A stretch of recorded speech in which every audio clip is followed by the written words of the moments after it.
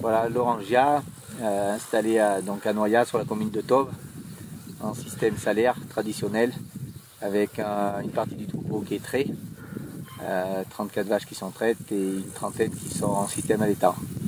Alors là on est sur le site de Vassivière, donc toujours sur la commune de Tauves, et, où on va aller voir les allaitantes. Les gardes restent pour l'élevage et sont vendus après à d'autres éleveurs allaitants pour faire du renouvellement. Et les mâles alors? Et les mâles ils partent à l'engraissement. C'est du broutard qu'on fait essentiellement en l'herbe en fait. Les vaches, enfin après l'an dernier on était obligé de compléter à cause de la sécheresse. Cette année j'ai peur que ce soit pareil, mais sinon on essaye de gérer l'herbe pour avoir une herbe de bonne qualité tout le temps pour que les vaches aient assez de lait, donc juste à l'herbe, sans complémentation autre. Quelles bêtes sont de venir a priori? Elle va partir pour la boucherie. En carcasse, elle va faire autour de 300-370 kg. La transaction n'a pas encore été faite avec Jean-Louis là. Non. Voilà, il doit venir la voir. Il doit venir la voir dans la semaine ou la semaine suivante. Les vaches en fait ont des besoins en sel et elles font leur équilibre d'eau avec le sel. Une vache aujourd'hui, pour qu'elle vive bien et simplement, on va dire, pourvu qu'elle ait de la fibre pour ruminer, de l'eau et du sel, elle va vivre. Après, si on lui demande de produire, eh ben, il faut améliorer la qualité de la fibre, donc de l'herbe de meilleure qualité, des choses comme ça. Mais après, on reste sur une chose basique. Si une vache elle a de la fibre, un bovin a de la fibre pour ruminer, de l'eau et du sel, eh ben, il arrivera à vieillir tout doucement. Laurent, là tout à l'heure, on était avec... Donc, on a vu le troupeau de vaches allaitantes avec leurs veaux, les mâles et les belles. Donc là, on a changé de pré ou de package. Voilà. On est où là? On est à Noyat là. Noyat là, donc on est proche des bâtiments d'exploitation là. Et donc là, on est avec les génisses il y avait un an l'an dernier, donc les petites laitonnes qu'on a vues là-haut, et ben un an après elles font comme ça. Donc un lot qui sera gardé pour nous, un lot qui sera vendu cet automne à d'autres éleveurs allaitants, donc pour qu'ils les mettent à l'art pro et qu'ils en fassent des génisses pour leur production. Et après un autre lot qui sera vendu l'année d'après, donc elles auront un an de plus et elles seront prêtes à véler. Donc on a un contact permanent avec la bête, quoi. D'accord. Aujourd'hui c'est 6 heures par jour avec la bête. Hier on passe 10 à 10 heures au bâtiment, quoi. D'accord. Ouais. Donc on est énormément avec les bêtes. Donc le bien-être. Les bêtes on est tout le temps avec elles, donc elles ont un contact, elles sont... En fait les génisses quand on les met dehors au départ, elles s'ennuieraient presque, quoi. Parce qu'elles ne voient plus, quoi. Donc là c'est les plaques des concours là. Mon père qui avait attaqué avant, quand j'étais à l'école, donc parce qu'avant mon père n'en faisait pas parce qu'il n'avait pas le temps, en fait il était tout seul sur l'exploitation avec ma mère. Et du coup on en a fait les dernières années, 97, 96, 98. C'était avant que je m'installe quand j'étais à l'école, donc j'ai donné un coup de main pour préparer les bêtes et on allait au concours. Et du coup la première par contre c'était mon grand-père, donc là en 1967. 1967. Voilà, qu'on avait eu un deuxième prix. Ouais, on avait là c'était le concours salaire à Chastret. Voilà, et on a fait Saint-Sauve il y a 2 ans, donc les plaques sont dans l'atelier là-bas, elles ne sont pas pendues. Et l'an dernier à Saint-Genès. Et donc cette année qu'on va pas au concours, on aura le temps de poser les plaques. Là on va rentrer les veaux, voilà. Donc ils rentrent, comme les vaches sont dans 2 côtés, les veaux ils rentrent, ils vont se partager à droite et à gauche. En fonction si c'est des mâles ou des femelles. Enfin quelque chose près parce qu'on a un peu un nombre équitable. Et après, qu'est-ce qui se passera? Et on ira chercher les vaches, on les attachera et après on attaquera la traite. Donc matin et soir on rentre les veaux, après les vaches et après on attaque la traite. C'est pour ça que c'est par rapport aux autres races, laitières, et ben c'est beaucoup de travail parce qu'il faut rentrer les veaux. C'est beaucoup de manipulation. Oui, il faut les faire téter, il faut les attacher. Voilà, faut les attacher et donc c'est beaucoup de travail. Donc par rapport, il n'est plus fait de production et plus de travail. Donc c'est pour ça qu'on est de moins en moins nombreux à faire tout ça. Allez.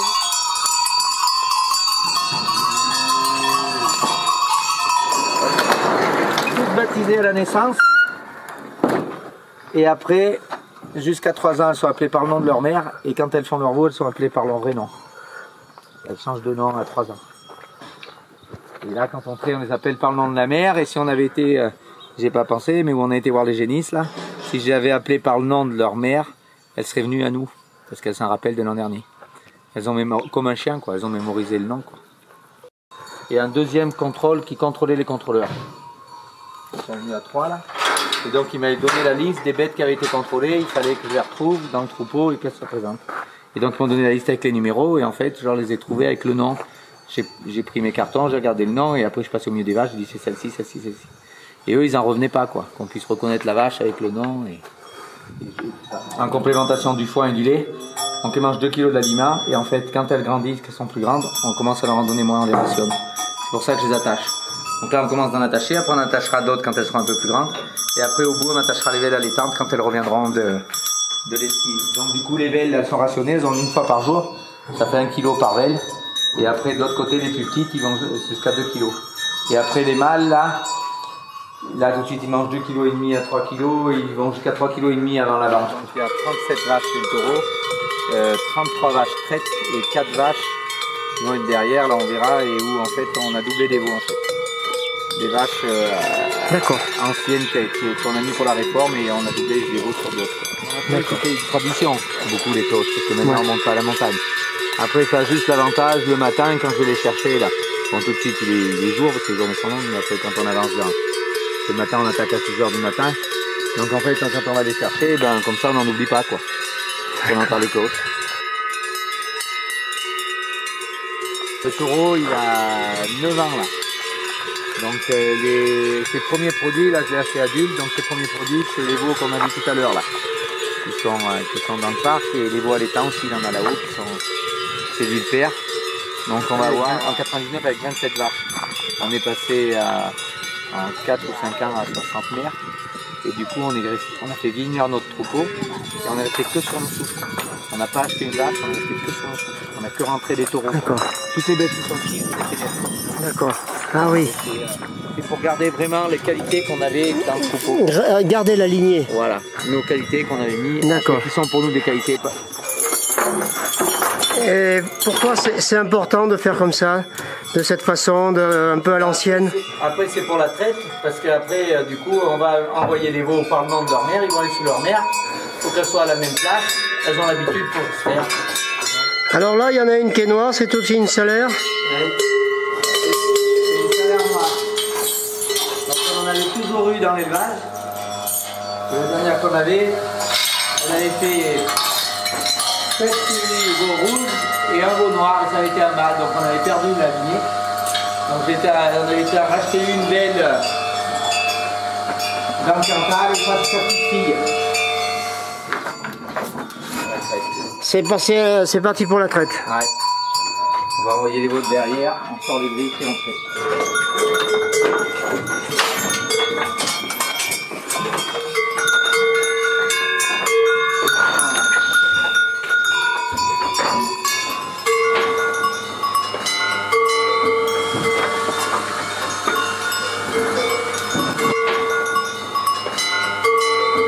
De traite actuelle, c'est les vaches qui viennent se faire traire et là c'est moi qui vais les traire. Donc après c'est un système de transfert. Donc le lait après on verra quand on branche, il passe dans les tuyaux et il arrive dans la. Après c'est le même principe, hein, ça descend par gravité, ça arrive dans un bol, c'est pompé, ça va dans le tank. Donc là la prise de lait ça dure pas très longtemps. Non, bah après ça dépend des vaches. Dès qu'elles ont revu, dès qu'elles ont bien amorcé, on attaque quoi.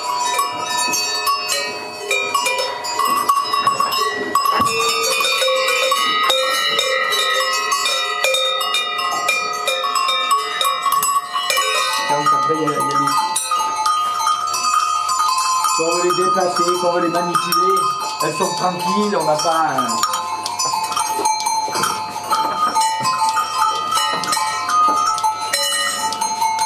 Il y a un véritable contact avec les bêtes là, avec ce mode de fonctionnement. Mais c'est sûr. Et les bêtes, elles connaissent la voix, elles connaissent l'odeur, tout. Hein.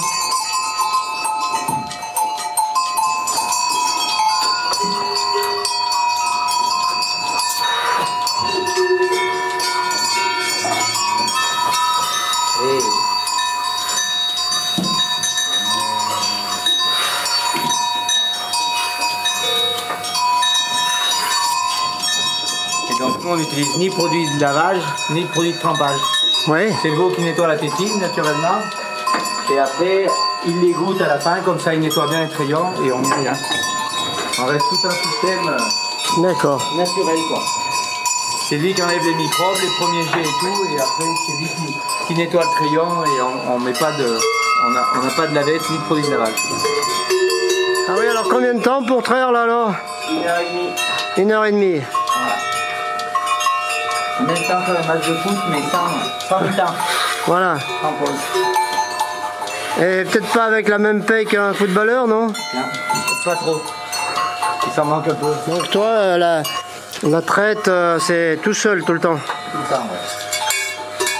On la fait pas toute l'année, on arrête.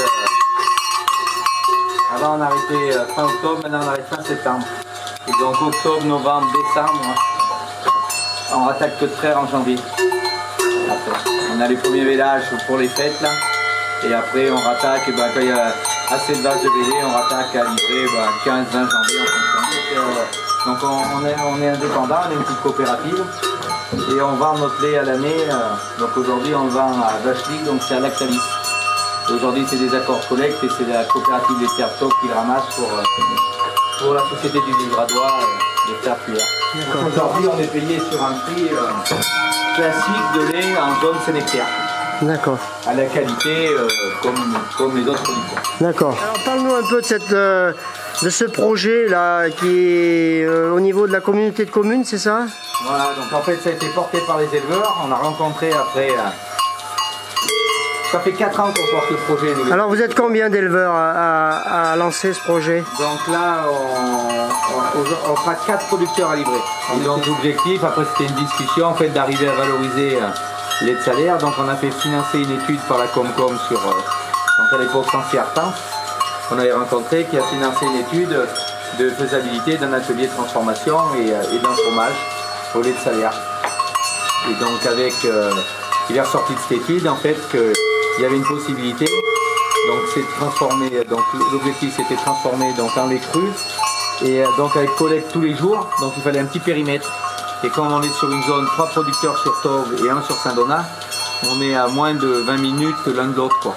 Donc ça permet des frais de collecte très réduits et donc d'arriver derrière à avoir un lait qui est rapidement sur site pour transformation. C'était surtout ça l'objectif, pour arriver après à faire un fromage de qualité et le différencier. Donc après, comme l'étude est ressortie favorable, on a continué notre travail avec l'ENIL à faire des tests de fromage. Et de l'autre côté, la communauté de communes, elle, a cherché des subventions pour pouvoir... parce que la communauté de communes elle va être maître d'œuvre du bâtiment. Nous, on va financer les producteurs, tout l'équipement. Et la communauté de communes va financer le bâti. Et on lui donnera une location qui remboursera l'emprunt qu'elle fait. Donc elle, ça sera un investissement de zéro. Mais par contre, elle porte le projet pour pouvoir bénéficier des subventions par l'intermédiaire d'une collectivité publique. D'accord. Et là, vous êtes... Sur département et région et l'intermédiaire de la région par l'Europe. Et donc, il s'appellera comment? Alors, c'est pas... Donc, ça sera pas... une fruitière. Donc, donc ça sera le même principe qu'une fruitière. On va créer une société où il y aura notre coopérative, donc les producteurs, qui ont un départ social et un capital de plus de 51%. Et après, on va faire rentrer dedans dans le capital des actionnaires. Donc il y a différents fromagers qui sont intéressés par notre produit, par notre fromage. Et après, on a d'autres industriels qui sont intéressés aussi pour utiliser notre atelier. Bon, après sur les noms, je vais rester plus... Oui, plus vague. Mais pour l'instant, bon, en gros, ça ressemblera à quoi ce fromage à peu près? Si on peut faire une comparaison. Le fromage, il va ressembler, donc ça va être une pâte semi-cuite. Donc ça sera un fromage qui sera comme une tome de 6 à 8 kg en pâte semi-cuite. Il va être affiné de 6 à 10 mois.